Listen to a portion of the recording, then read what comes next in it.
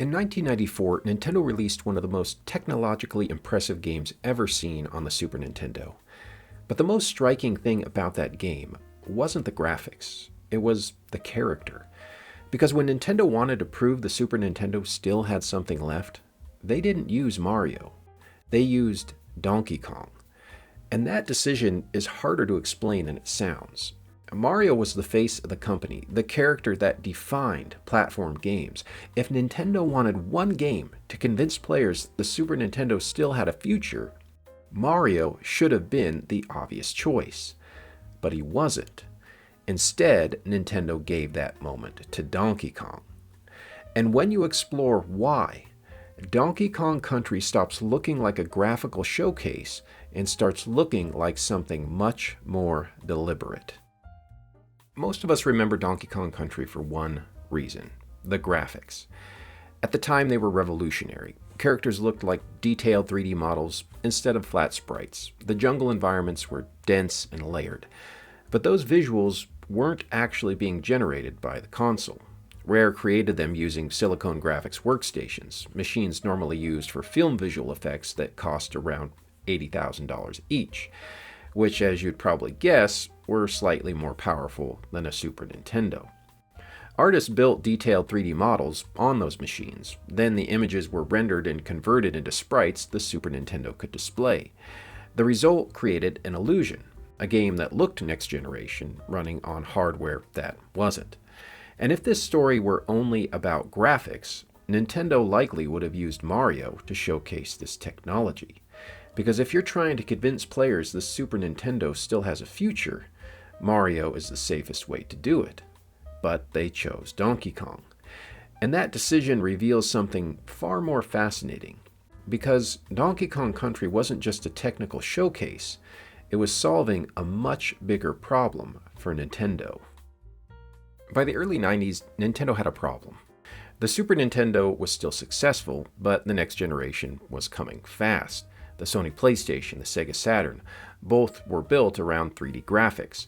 The future of games was beginning to shift away from 2D, but Nintendo wasn't ready for that transition yet. The company that had defined 2D platforming was now facing a completely new design challenge. How do you move characters like Mario into 3 dimensions? That problem was harder than it sounds, because the things that made Mario work so well in 2D didn't automatically translate into 3D. Movement was different. Level design had to be completely rethought. Camera control became a new problem, a problem that many of us gamers would complain about for the next 20 years. And Nintendo was still figuring out how to solve those problems. Donkey Kong Country would be built in roughly a year and a half, but moving Mario into 3 dimensions required something much more, which meant the company had to buy itself something extremely valuable: time. And they would use Donkey Kong to buy that time. But not because Nintendo suddenly believed Donkey Kong was their most important character. In fact, the opposite might be true. Donkey Kong may have been the one character Nintendo could afford to risk. To understand why, we need to make a comparison. A comparison between previous Mario platformers to Donkey Kong Country. Because when you do, something very subtle stands out. Now, full disclosure, Nintendo has never publicly made this comparison, but the difference between the two isn't just visual style. It's what each game is willing to sacrifice. Mario games were built around clarity, platforming that is clearly defined. A floating platform looks like a platform, a pit looks like a pit. Everything in a Mario game is designed to make the mechanics feel precise. But Donkey Kong Country was built around impact. The environments are dense with detail. Background layers, lighting effects, and atmospheric elements make the world feel richer. But that richness sometimes comes at a cost. Platforms can blend into scenery. Jumps can occasionally be hard to judge. The game cares less about keeping every jump perfectly obvious and more about creating a world that looks impressive. Now, at first, that difference might seem small, but from a design perspective, it's enormous. Traditional Mario platformers couldn't just look impressive. Mario had to feel unquestionably precise. Now, it's true, Nintendo did experiment with Mario in other ways during this era. Games like Super Mario World 2 and Super Mario RPG explored new mechanics and even new genres. But keep in mind that in a game like Super Mario World 2, you don't even play as Mario. You play as Yoshi.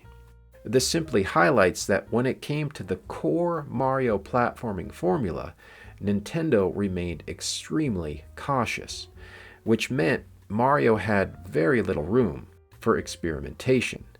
Nintendo couldn't afford to get Mario wrong. But that raises an uncomfortable question.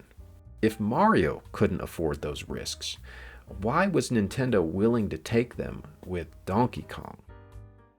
Donkey Kong wasn't carrying the same burden Mario was. Mario had defined Nintendo for nearly a decade. His game set the standard for platforming precision. Players expected Mario to feel perfect. Donkey Kong didn't carry that expectation. By the early 90s, the series had been mostly dormant, which made the character extremely useful, recognizable enough to sell a game, but not important enough to break the company if it failed. From a business perspective, that's a very convenient place to be. And that made Donkey Kong something Mario could never be, a character Nintendo could afford to take risks with. So when Rare showed to Nintendo technology that could make 16-bit games look dramatically more advanced, it wasn't running a Donkey Kong game. The prototype used characters from the arcade fighter Killer Instinct. Nintendo immediately saw the potential and made a very deliberate choice. They didn't apply it to Mario, they applied it to Donkey Kong, because Donkey Kong could afford the risks. It could prioritize spectacle, experiment with presentation, and if any of those things failed, they wouldn't be attached to the one character Nintendo needed to carry them into the 3D era. Donkey Kong Country wasn't just a technological showcase, it was insulation, a way for Nintendo to dominate the present without risking the character that would define their future. When Donkey Kong was released in 1994, the reaction was immediate. The game looked unlike anything else on the Super Nintendo. It didn't just look like another 16-bit game, it looked like something from the future. Nintendo clearly understood how important this game was. The company backed Donkey Kong Country with one of the largest marketing campaigns it had ever run. Roughly $16 million were spent promoting the game in the United States alone. Nintendo didn't treat Donkey Kong Country like a normal release. They treated it like the game that had to keep the Super Nintendo relevant. Within 2 weeks, it had already passed 1 million sales in the United States, which is usually a good sign that your strategy is working. By the end of its life, the game would sell more than 9 million copies worldwide, becoming one of the best-selling Super Nintendo games ever made. For a moment, the aging Super Nintendo didn't feel outdated anymore. The gamble had paid off. Donkey Kong Country had bought Nintendo the very time it needed. In hindsight, it's clear that Donkey Kong Country's legacy isn't just about graphics, or its atmosphere, or the illusion that the Super Nintendo had somehow become a next-generation console. Its real role was strategic. Donkey Kong Country let Nintendo dominate the end of the 16-bit era while buying time to solve the much harder 3D problem waiting ahead. Nintendo didn't choose Donkey Kong because Mario wasn't good enough. They chose him because Mario was the one character they couldn't afford to get wrong. They chose Donkey Kong because Mario was too important to gamble. So what do you think? Was Donkey Kong Country really a Donkey Kong game, or was it the buffer that bought Mario time? Let me know how you view it in the comments below. And if you made it this far, as always, thank you so much for watching. And until next time, happy gaming, my friends.